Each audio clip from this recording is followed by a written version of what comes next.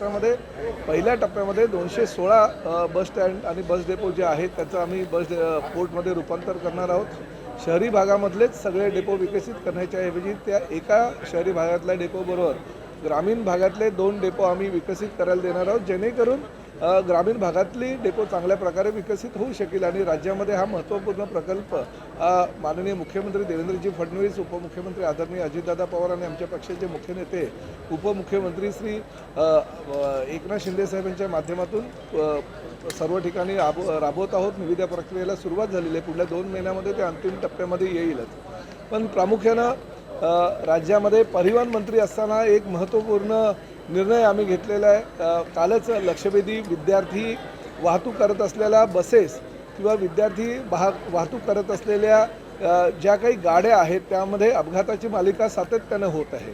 गेल्या अनेक वर्षापासून आपल्याला ही कल्पना आहे की राज्यामध्ये रोड ॲक्सिडेंटचं प्रमाण हे मोठ्या प्रमाणात झालेलं आहे। याचं कारण आम्हाला कळलं की 40% जे पादचारी असतात ते अपघातामध्ये बळी पडतात, 2 व्हीलरवाले जे असतात ते सुद्धा अपघातामध्ये बळी पडतात। अशी त्यांची संख्या फार मोठ्या प्रमाणात 60% तर बळी पडणाऱ्यांची संख्या ही रस्त्यावरून ट्रॅफिकच्या माध्यमातून किंवा क्रॉसिंगच्या माध्यमातून जे लोक ट्रॅफिकच्या ज्या सूचना असतात त्याचं अवलोकन न करत असल्यामुळे मृत्युमुखी पडत असल्याच्या गोष्टी आमच्या निदर्शनास आलेल्या आहे। परिवहन खात्याने काल महत्त्वपूर्ण बैठक घेतली। परिवहन खात्याचे आमचे सगळे अधिकारी त्याला उपस्थित होते। आम्ही असा निर्णय घेतला की राज्यामध्ये ज्या ठिकाणी RTOची कार्यालय आहे त्या RTOच्या कार्यालयामध्ये जर मोकळी जागा असेल किमान 1 एकर तर त्या जागेवर ट्रॅफिक गार्डन करायचं, किंवा जर ज्या ठिकाणी RTOकडे जागा उपलब्ध नसेल तर त्या ठिकाणी महापालिकेच्या माध्यमातून, नगर परिषदेच्या माध्यमातून किंवा जिल्हाधिकाऱ्यांच्या सहकार्यानं किमान 1 एकरचा भूखंड हा RTOच्या ताब्यामध्ये त्यांनी द्यावा। त्याची निगा व देखभाल ही RTO डिपार्टमेंट करेल।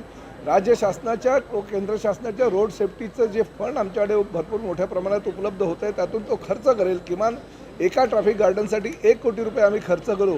पण राज्यामध्ये 60 ठिकाणी आम्ही ट्रॅफिक गार्डनची निर्मिती करणार आहोत आणि ट्रॅफिक गार्डनमध्ये दर आठवड्यातून 1 दिवस हा RTOचा अधिकारी त्या ठिकाणी जाईल। शालेय विद्यार्थी, महाविद्यालयीन विद्यार्थी आणि सर्वसामान्य लोक म्हणजे विद्यार्थ्यांचे पालकसुद्धा त्या ठिकाणी येतील आणि ट्रॅफिकच्या समस्या किंवा ट्रॅफिकच्या सूचना ज्या आहेत त्याचं ते अवलोकन करतील, त्याचं मार्गदर्शन करतील, विद्यार्थ्यांना त्याचं महत्त्व पटवून देतील, जेणेकरून भविष्यामध्ये ह्या ट्रॅफिकच्या गार्डनच्या माध्यमातून अपघातांची मालिका जी आहे ती कमी होईल। सर, पण हा गेम चेंजर प्रोजेक्ट ठरेल? हा गेम चेंजर प्रोजेक्ट पूर्ण देशाच्या दृष्टिकोनातून ठरेल, कारण पहिला महाराष्ट्र हे पहिलं राज्य आहे की ट्रॅफिक गार्डनच्या माध्यमातून विद्यार्थ्यांना त्याचबरोबर महाविद्यालयीन विद्यार्थी आणि सर्वसामान्य त्या विद्यार्थ्यांच्या पालकांना सुद्धा ट्रॅफिकचं महत्त्व समजून देतील। आजपर्यंत ट्रॅफिकच्या ह्या समस्यांमुळे अनेक लोकांचे जीव गेलेले आहेत आणि त्यामुळे ती संख्या दिवसेंदिवस वाढते आहे। ही संख्या कमी करायची असेल तर जनजागृती हा फार मोठा पर्याय आहे।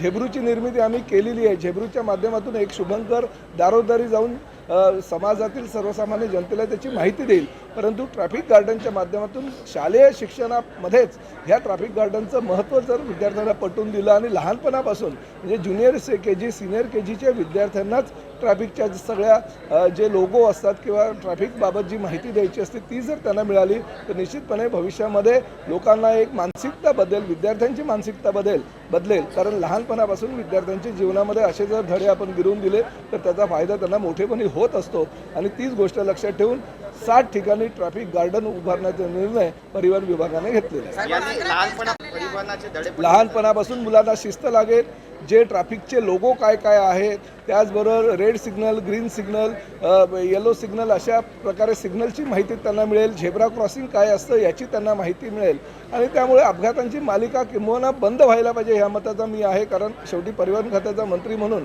राज्यामध्ये जर विद्यार्थ्यांचे बळी जात असतील, सर्वसामान्य जनतेचे जर बळी जात असतील ह्या रोड ॲक्सिडेंटमुळे तर निश्चितपणे ते भूषण हवं नाही आहे। केंद्र शासन आणि राज्य शासन करोडो रुपयाचा खर्च ह्या ट्रॅफिकच्या समस्येसाठी खर्च करतात, रोड सेफ्टीसाठी खर्च करत असतात। त्याचा विनियोग जर अशा प्रकारे केला तर एक चांगलं उद्यानसुद्धा सर्वसामान्य जनतेला मिळेल जे 365 दिवस खुलं असेल, परंतु आठवड्यातून 1 दिवस RTOचे अधिकारी जाऊन त्यांना सगळी माहिती देईल, त्यांना सगळे नियमावली चे धडे जे आहेत ते दिले जातील। त्यामुळे मुलं जशी मोठी होत जातील तशी त्यांना शिक्षणाबरोबर ट्रॅफिकचं महत्त्व सुद्धा कळायला लागेल।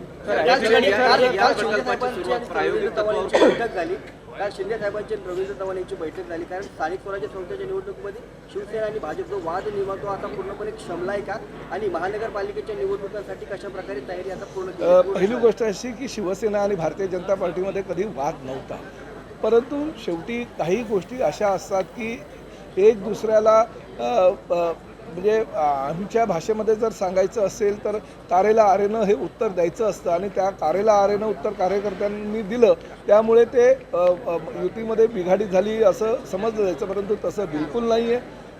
3 दिवसापूर्वीच माननीय देवेंद्रजी फडणवीस, एकनाथ शिंदे साहेब, बावनकुळे साहेब, रवींद्र चव्हाण साहेब ह्यांची बैठक झाली होती. त्यानंतर आदरणीय प्रदेशाध्यक्ष भारतीय जनता पक्षाचे रवींद्र चव्हाण हे दिल्लीला गेले, अमितभाई शहा यांची भेट त्यांनी घेतली काल सकाळी, आणि त्यानंतर काल संध्याकाळी प्रीतिभोजन झालं. आणि प्रीतिभोजनामध्ये राज्यामध्ये ज्या 29 महापालिका आहेत, 12 जिल्हा परिषदेच्या निवडणुकीची आचारसंहिता कधी लागण्याची शक्यता आहे, त्यापूर्वी ज्या ज्या ठिकाणी मुंबई असू द्या, ठाणे असू द्या किंवा वसई विरार असू द्या, ज्या ज्या ठिकाणी युतीची बोलणी करायची आहे ती बोलणी त्यांनी केली.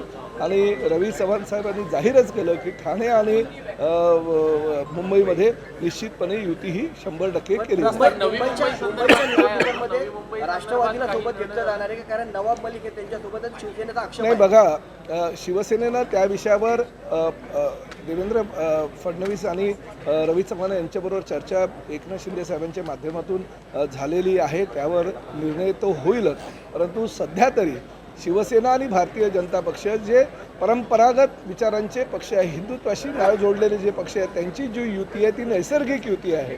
त्या नैसर्गिक युतीच्या माध्यमातून येणाऱ्या जिल्हा परिषद आणि महापालिकेच्या निवडणुकीला सामोरं जायचं हे ठरलेलं आहे. रस्त्यावर अनेक ठिकाणी साईनबोर्ड नसतात, पण यासाठी त्यात पण काही आपण उपाय